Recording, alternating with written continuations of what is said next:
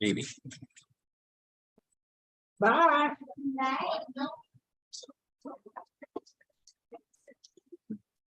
All right. So we are now live. Turn that on. Share the screen. There. Okay, so we are in Numbers chapter 33. 33 we are going to go through rather quickly because it's a list of all the places stopped. No, we're not going to spend a lot of time there. But notice a couple things that we are going to notice as we go forward. It says, these are the stages of the people of Israel. This is the first one. When they went out of the land of Egypt by their companies under the leadership of Moses and Aaron. Moses wrote down their starting places, stage by stage, by command of the Lord. And these are their stages according to their starting places. So they set out from Ramses in the first month on the 15th day of the first month. Okay. So Ramses, Egypt, right? Okay. So I want to bring up a couple of things here because this city name of Ramses is one of the major elements that some archaeologists try to use to date when the Exodus occurred. And then they will say that, well, there's no evidence of the Exodus then. Okay. Now, what this most likely is, okay, is as they were, and this is an editorial moment, okay, Ramses is the name of the city at the time that this was edited. So understand that it is in the place where the city of Ramses was. Okay. But it was a city that predates the city of Ramses. Not the now city of Ramses. Well, not now, but at the time this was kind of okay. Okay. And the reason I say that is because there are several times even in Genesis where the same thing happens. This is this city, and we know that city wasn't there then, but it was that site. So they left the site of the city of Ramses in the first month on the 15th day of the first month. Gotcha. Okay. What you will find, and there's an interesting discussion on this.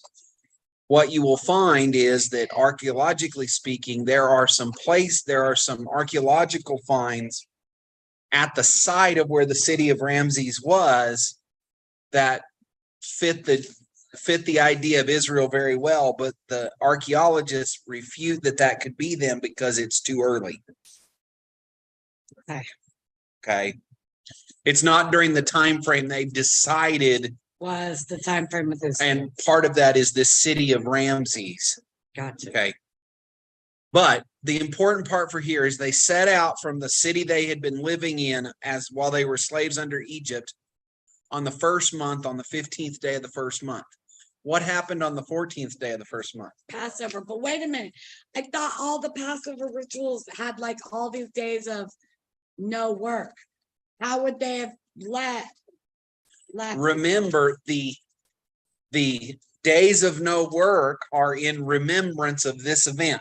Oh, okay. Okay. So like the first one didn't have the day Right. of no work. Because I'm thinking they thought they considered walking as part of work. Right.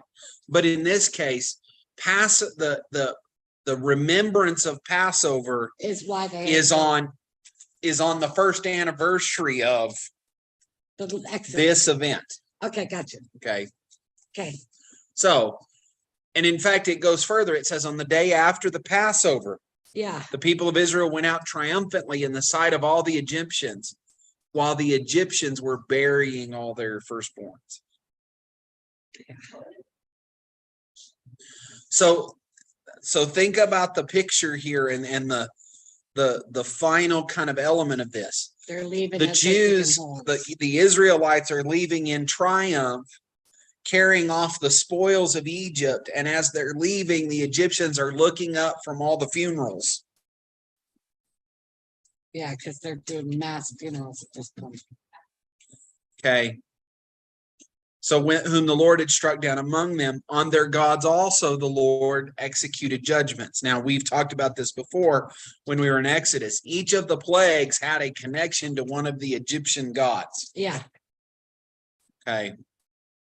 So the people of Israel set out from Ramses and they camped at Succoth. That's the first place.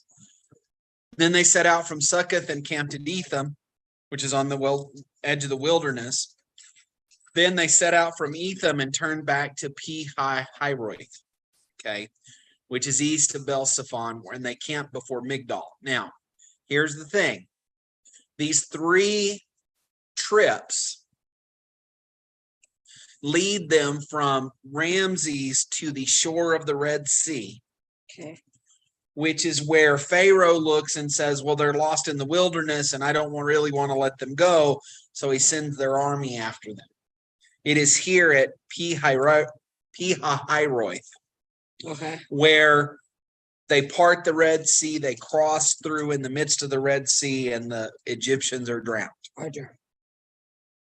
Okay. Okay. So from after they pass through the midst of the sea, and that's what it says in verse 8, they go a 3-day journey into the wilderness of Etham. They camp at Marah.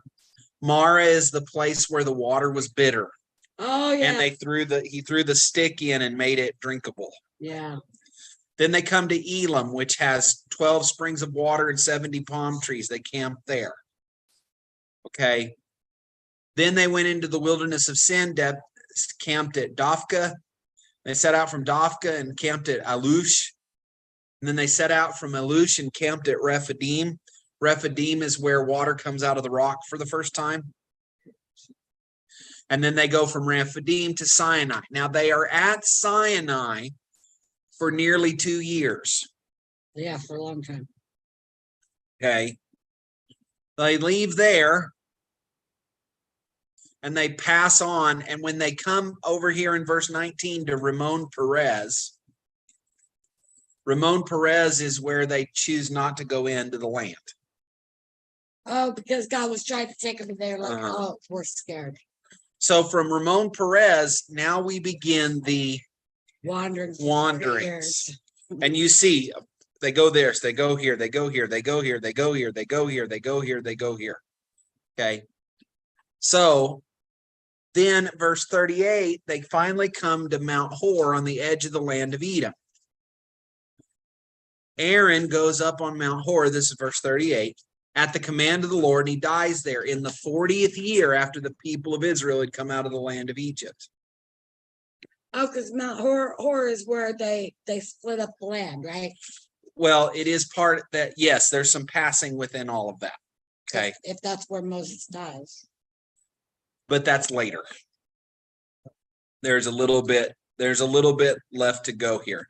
So then they travel a little more. It is now that all of the battles against the Canaanites and against the Moabites and against the Midianites take place. Okay. All these battles take place between their setting out from Mount Hor to their final, they've come to Abel Shittim at the land of Moab. Okay. They're camped opposite of Jericho now. So the Lord, now verse 50, and that was not what I wanted. There we go. Okay. Sorry. Okay. So now we come to verse 50.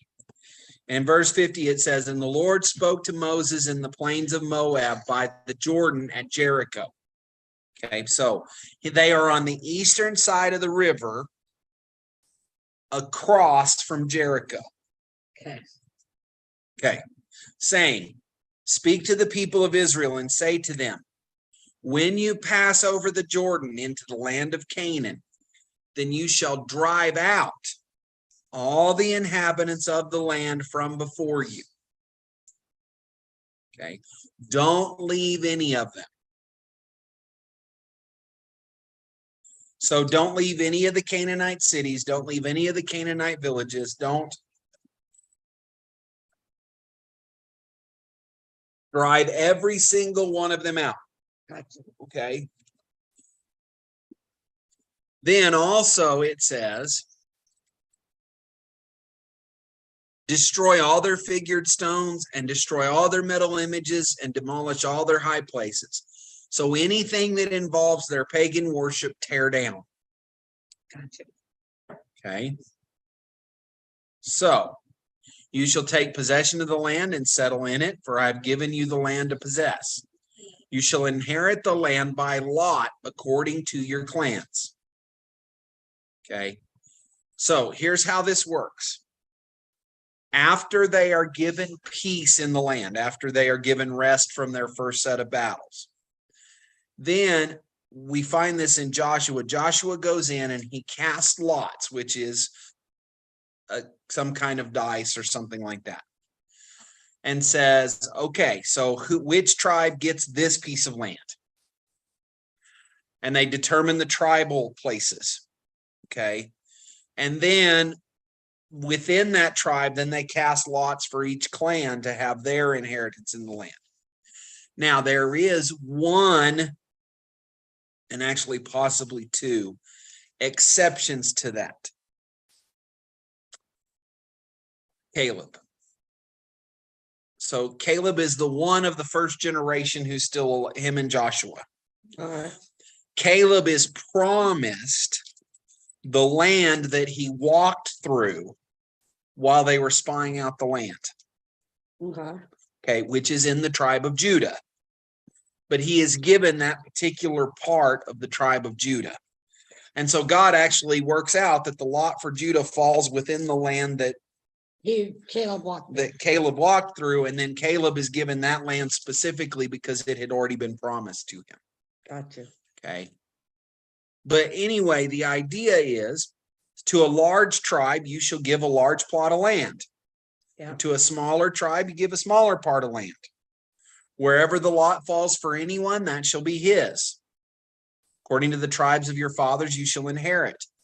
But if you do not drive out the inhabitants of the land from before you, then those of them who you let remain shall be as barbs in your eyes and thorns in your side.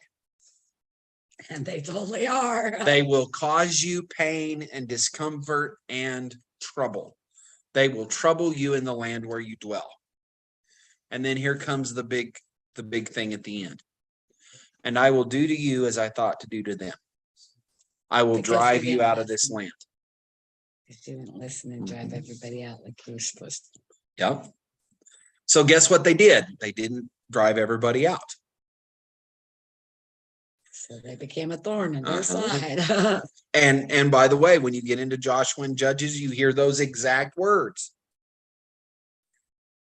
And the people of the land became a thorn in their sides and a trouble to them. Okay. So now, chapter 34. Now, once again, understand this begins some of Numbers discussion of the last kind of statements of Moses.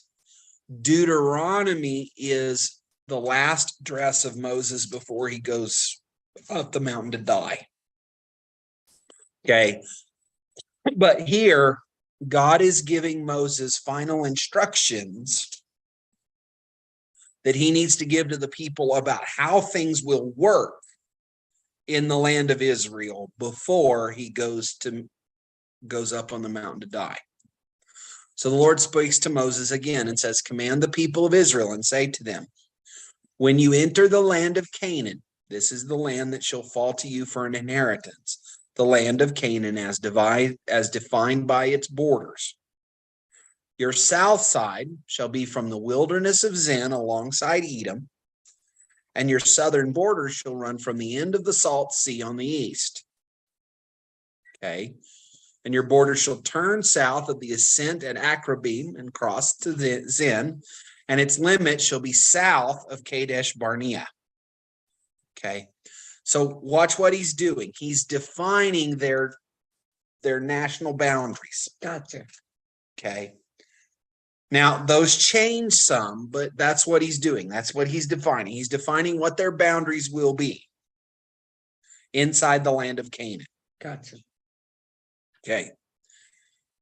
For the western border, you shall have the Great Sea and its coast. This shall be your western border. The Great Sea is what we call the Mediterranean. Gotcha. Okay. This shall be your northern border.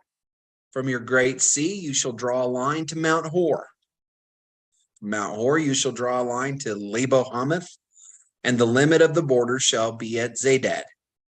Then the border shall extend to Ziphron, and its limit shall be Hazar Enan. This shall be your northern border. Now remember, this northern border discussion includes the land of Reuben, Gad, and the half tribe of Manasseh. Gotcha. Okay. Because Mount Hor is on the eastern side of the Jordan. So it'll cut across the northern half of the land of Canaan, across the Sea of Galilee, and end up at Mount Hor. And then it will move north down along the borders of Reuben, Gad, and the half tribe of Manasseh. Okay. Then on the eastern border, shall draw a line for your eastern border from Hazar Enan to Shephem. And the border shall go down from Shephem to Riblah on the east side of Ain. And the border shall go down and reach to the shoulder of the Sea of Chinnereth on the east. And the border shall go down to the Jordan, and its limit shall be the Salt Sea. This shall be your land, as defined by its borders all around. Okay. Now, verse 13 says, Moses commanded the people of Israel, saying, this is the land you shall inherit by lot, which the Lord has commanded to give to 9.5 tribes. For the tribe of the people of Reuben by fathers' houses, and the tribe of the people of Gad by their fathers' houses, have received their inheritance, and also the half tribe of Manasseh. The 2 tribes and the half tribe have received their inheritance beyond the Jordan, east of Jericho, towards the sunrise. Okay. So that is the discussion of the inheritance. Okay. There's not a lot to go into here other than just to say that God is setting all this up in advance. And by the way, it goes further into that on verse 16. And the Lord spoke to Moses saying, these are the name of the men who shall divide the land for your inheritance. Eleazar the priest and Joshua the son of Nun. So Eleazar, who's the high priest, and Joshua are in charge of setting up who gets what land. Yes. Hey, you better be doing homework over there. So He's saying you better be doing homework. So understand the idea here. In the same way that you have Moses and Aaron making decisions, you have the leader and you have the high priest. Yes. Instead of Moses. Instead of Moses, it's Joshua. Instead of Aaron, it's Eleazar. Okay. Then it says, you shall take 1 chief from every tribe to divide the land for inheritance. So the chief of each tribe divides it within their tribe. Well, what happens is you take 1 chief from every tribe, and then you cast the lots to decide the tribe, and then those men help divide the tribe. I've got you. So we go on, and it says, these are the names of the men of each tribe who are to divide the land. Of the tribe of Judah, Caleb, the son of Jephunneh, which of course he's the oldest guy in camp next to Moses. Really? Well, because he's the only one who survived out of that generation. Yeah, that's true. Well, Joshua, we don't know about Joshua. He's second or third oldest, I guess is the way I should say that. Yeah, because Joshua and Caleb were the two that did not die. Okay. And because they were faithful, they get to So see for it. Judah, we have Caleb.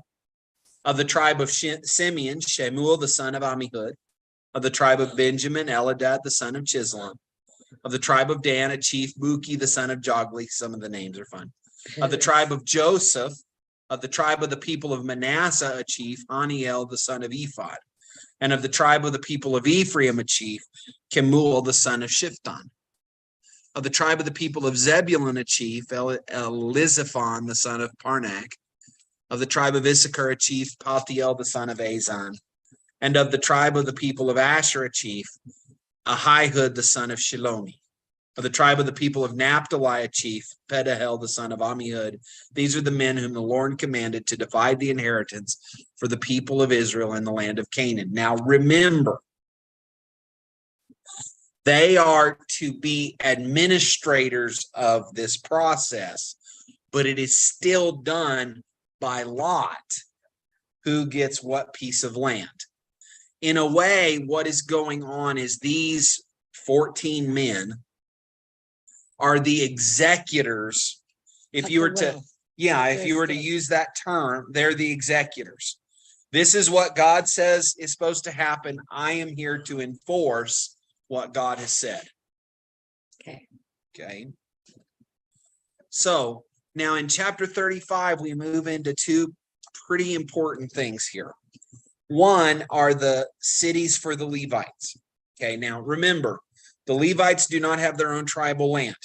No. Because their inheritance is God. They don't have a section. However, a city in every section. They have 48 cities. Okay. The Lord spoke to Moses in the plains of Moab by the Jordan at Jericho, and saying, command the people of Israel to give to the Levites some of the inheritance of their possession as cities for them to dwell in. And you shall give to the Levites pasture land around their cities. The cities shall be theirs to dwell in, and their pasture land shall be for their cattle and for their livestock and for all their beasts. Okay. The pasture lands of the cities, which you shall give to the Levites, shall reach from the wall of the city outward 1,000 cubits all around. Okay.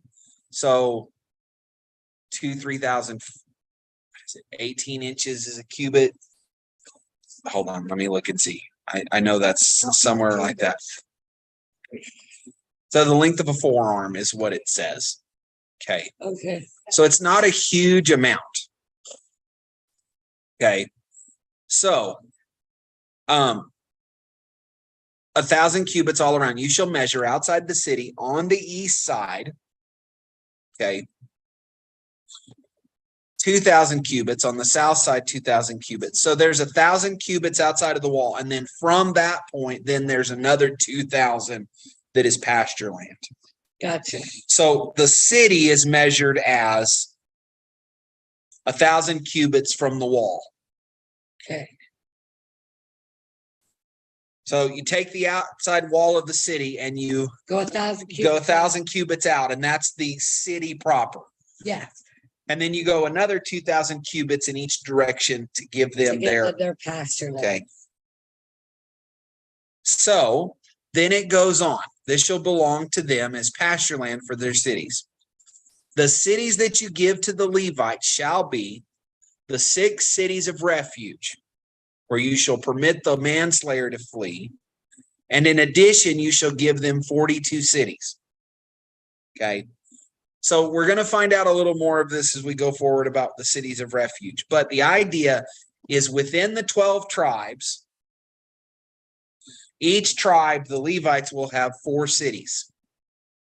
And one of them at least is a refuge. Well, 3. So we'll find this out. 3 on the west side of the Jordan and 3 on the east side of the Jordan will be cities of refuge. Oh, okay, but none to the north or south. Well, just think about the idea that you have the Jordan as a midpoint.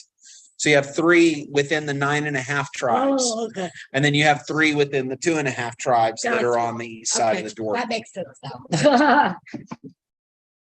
Okay. So Manslayer? Yeah. I will explain that as we go Okay. forward. Okay. Okay. If you kill your Okay. brother, you want to- So then it goes on. And as for the cities that you give from the possession of the people of Israel, from the larger tribes you take more, from the smaller tribes you take less, each in proportion to the inheritance.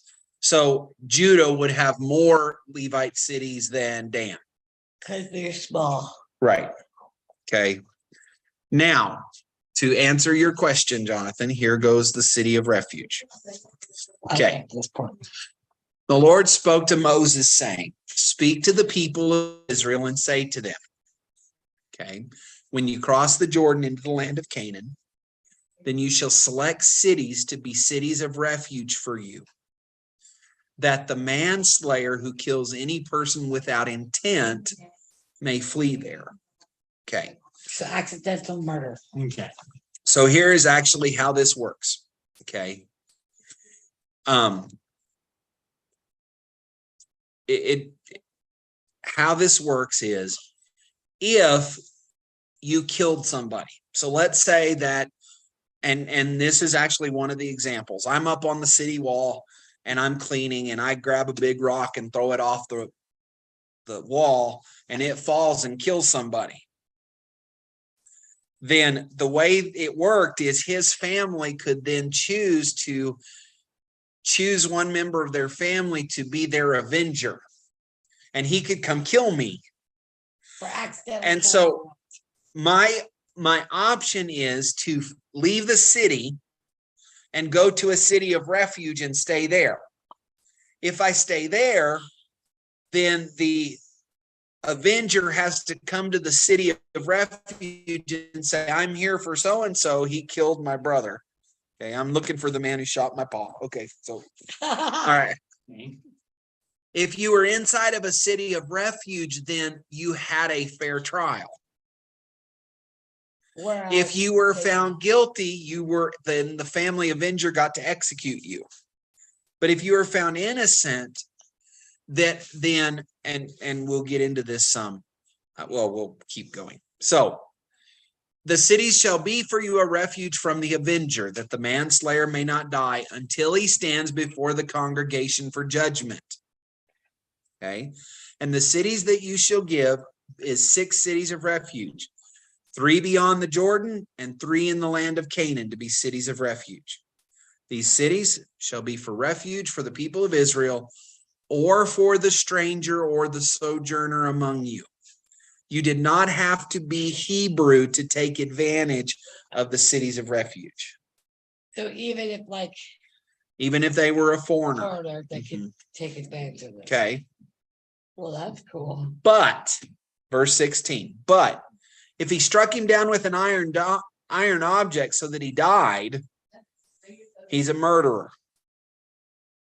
So if you took a axe for chopping wood and swung it and hit the guy, then you intended to kill him. Because you used a deadly weapon.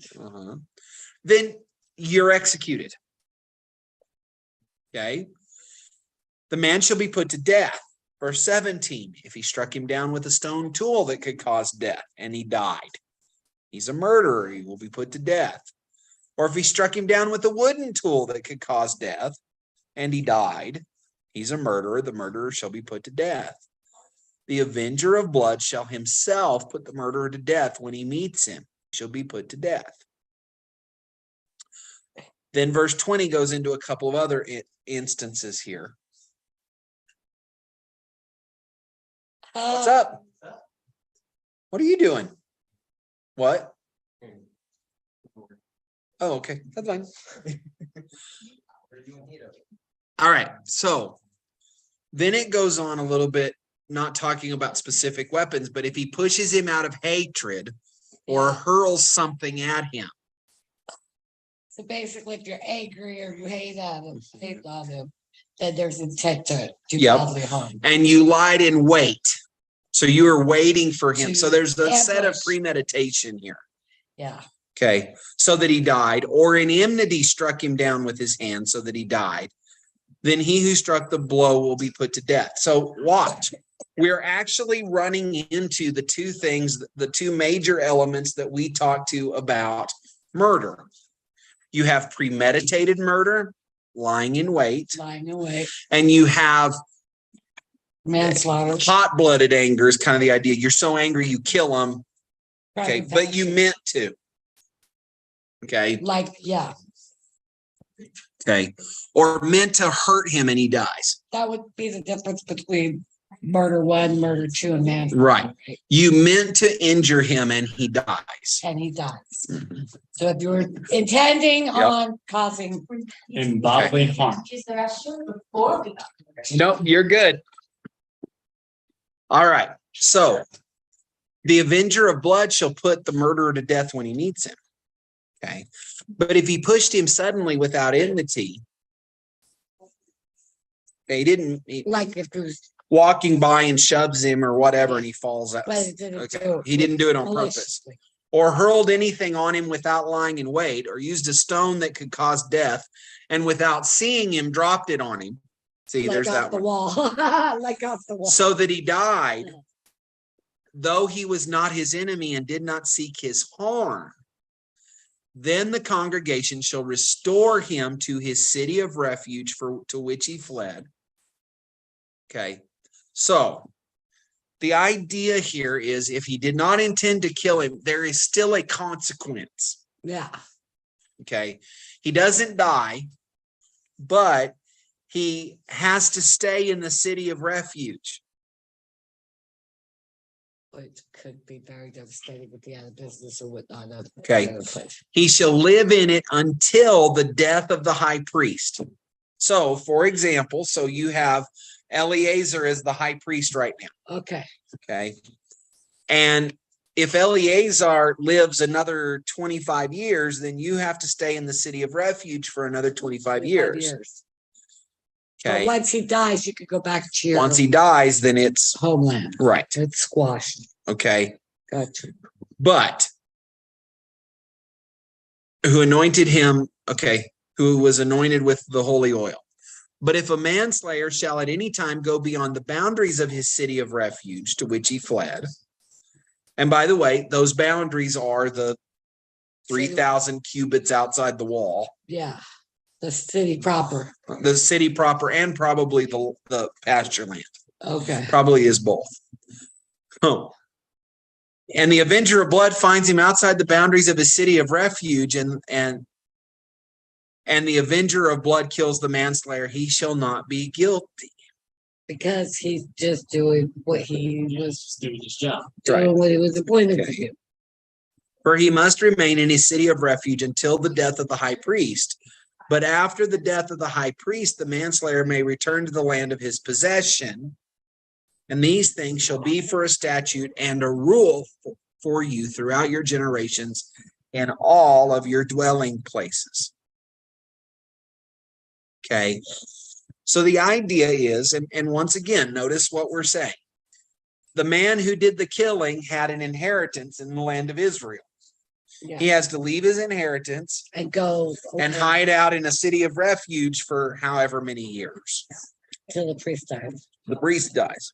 Gotcha. Now, the idea that goes on here is once the high priest dies, he can go back. And then if the avenger kills him, then he's guilty of Of murder. because, and there's no like manslaughter Uh-huh. there. Right. Totally murder. Okay. Murder. By the murder. way, the murder rate would go down fairly quickly if every time you murdered someone that you died. Yes. Or have to run away. Go far, far away. So then it goes on. If anyone, okay, kills a person, the murderer shall be put to death on the evidence of witnesses. Okay, notice the plural because it goes on, but no person shall be put to death on the testimony of one witness. Okay. Number 2, moreover, you shall accept no ransom for the life of a murderer who is guilty of death, but he shall be put to death. So there is no buying off. So you can't bribe your way out of death. Well, there is no, you can't pay a fine. Yeah. Okay. So it goes on, and you shall accept no ransom for him who has fled to his city of refuge, that he may return to dwell in the land before the death of the high priest. So also, You can't pay off. You get your way can't- back in. you can't pay your way back to your Home. Okay. They must have been pretty like scandalous for him to have all this stuff. Like, So, you shall not pollute the land in which you live, for blood pollutes the land. oh, And no atonement can be made for the land for the blood that is shed in it, except by the blood of the one who shed it. Okay, so here's the idea. And by the way, this is a very real discussion here. God is life. Okay, and he made the comment that the life of the creature is in the blood. yeah, That's why they aren't allowed to eat blood. yes. When you shed the blood of another person, what we find out in the story of Cain and Abel is that the blood of that person cries out to God. God, Okay. So even in a situation where it is unintentional, there is still a punishment to that. Okay. But the idea that it comes down to in the end of this is that if you murder someone, the reason you have to die is because that pays for the blood you shed. If you kill somebody in anger, then the reason you have to die is because your death atones for the death of the person who died. At least that's how he set it up in Israel. do you think the blood of murdered people still cries out to the Lord? I think so. Man, there's got to be a lot of crying. I reckon it depends. I reckon it depends on your standpoint. You believe in God's existence and you were wrongfully murdered. Your blood cries out for justice. Well, I'm So just trying to think like so many people are wrongfully killed in this world today. So the one that we know, and I'll use his example, the one that we know is that in Revelation, there is a moment where they look under the altar and there are the spirits of all of those who have died a martyr's death for their faith. And they are all asking, okay, how long, O Lord, before you avenge us? How long till we receive justice? So we know at least, so let's say it this way, that the blood of the followers of Jesus who are martyred for their faith, they cry out to the Lord for vengeance and for justice. Okay. However, what I would tell you is I believe that, to be honest, yes. I think that there is a real discussion here. For blood pollutes the land. Now, remember that a lot of the biblical discussion, it revolves around this idea of the land. Yes. Okay.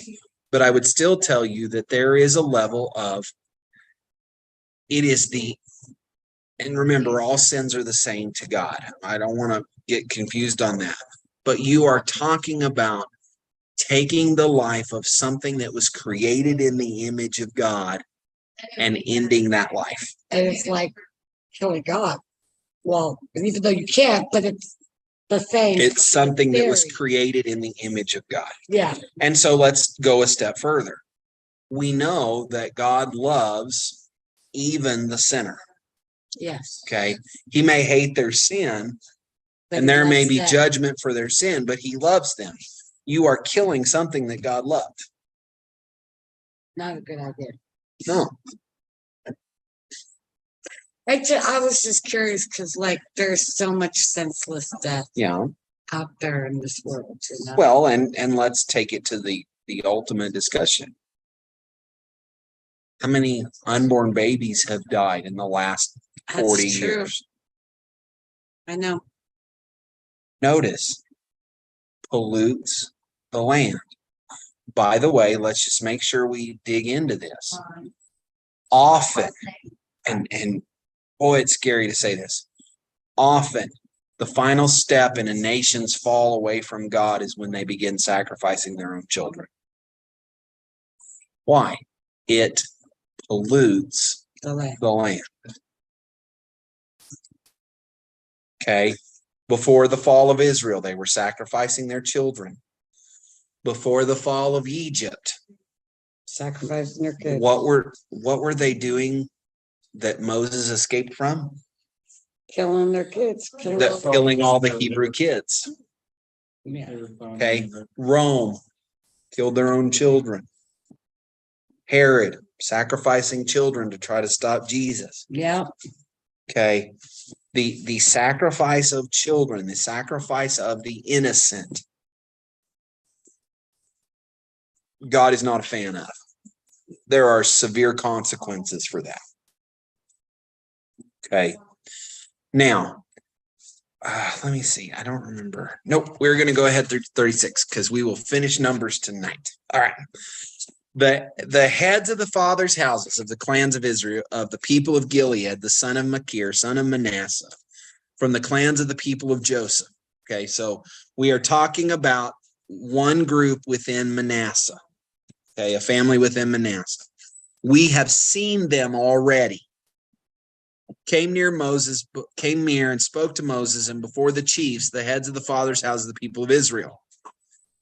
They said, the Lord commanded my Lord. So watch. The Lord commanded you.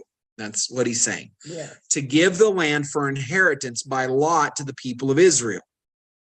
And my Lord was commanded by the Lord to give the inheritance of Zelophehad, our brother, to his daughters. Okay.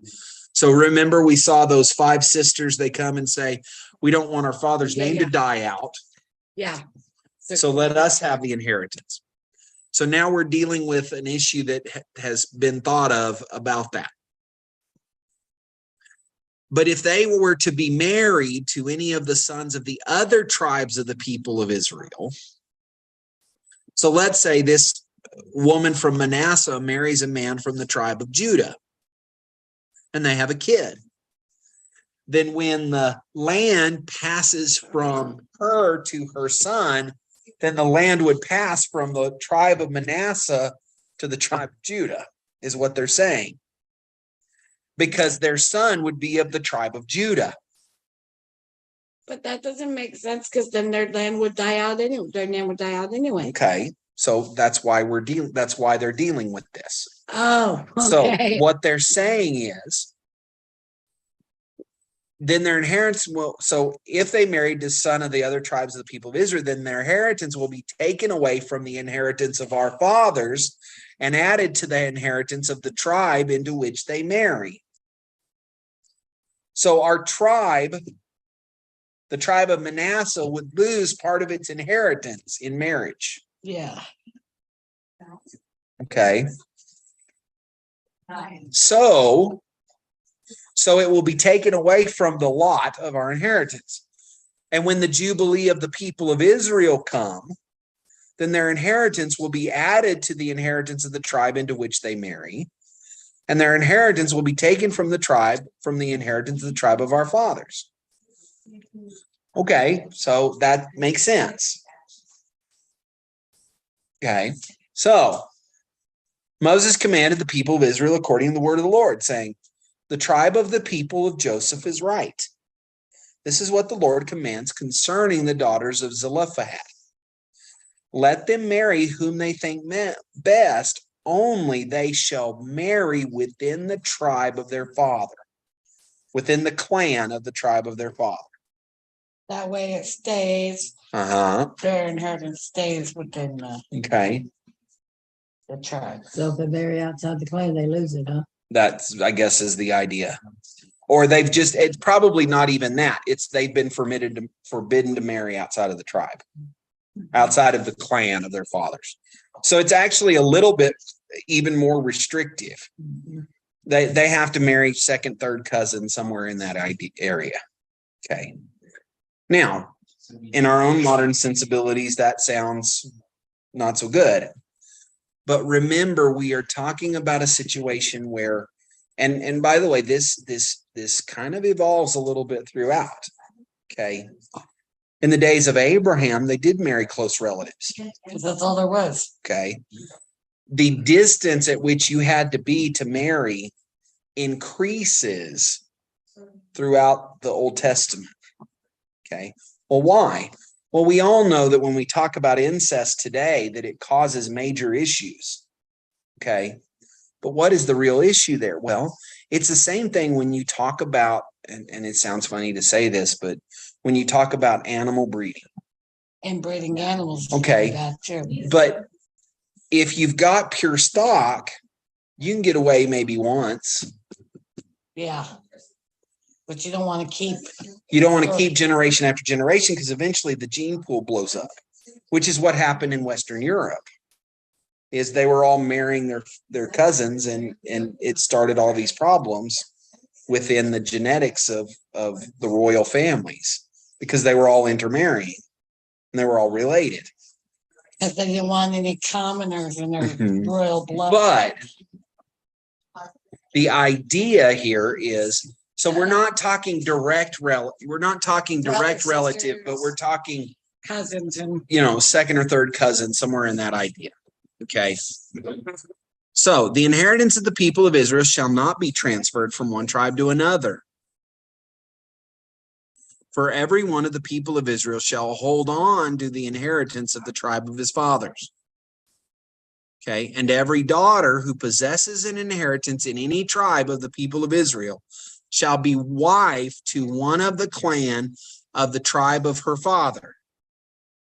And so that every one of the people of Israel may possess the inheritance of his fathers. This is so that no inheritance shall be transferred from one tribe to another. For each of the tribes of the people of Israel shall hold on to its own inheritance. Okay, so it says, verse 10, the daughters of Zelophehad did as the Lord commanded Moses. For Mahlah, Tirzah, Hoglah, Milcah, and Noah, the daughters of Zelophehad, were married to sons of their father's brothers. So cousins. They were married into the clans of the people of Manasseh, the son of Joseph, and their inheritance remained in the tribe of their father's clan. These are the commandments and the rules that the Lord commanded through Moses. This is an overall, okay. These are the commandments and the rules that the Lord commanded through Moses to the people of Israel into the plains of Moab by the Jordan at Jericho. Okay, so we're going to stop there. We will pick up next time with the beginning of Deuteronomy. Deuteronomy. Which means second law, by the way.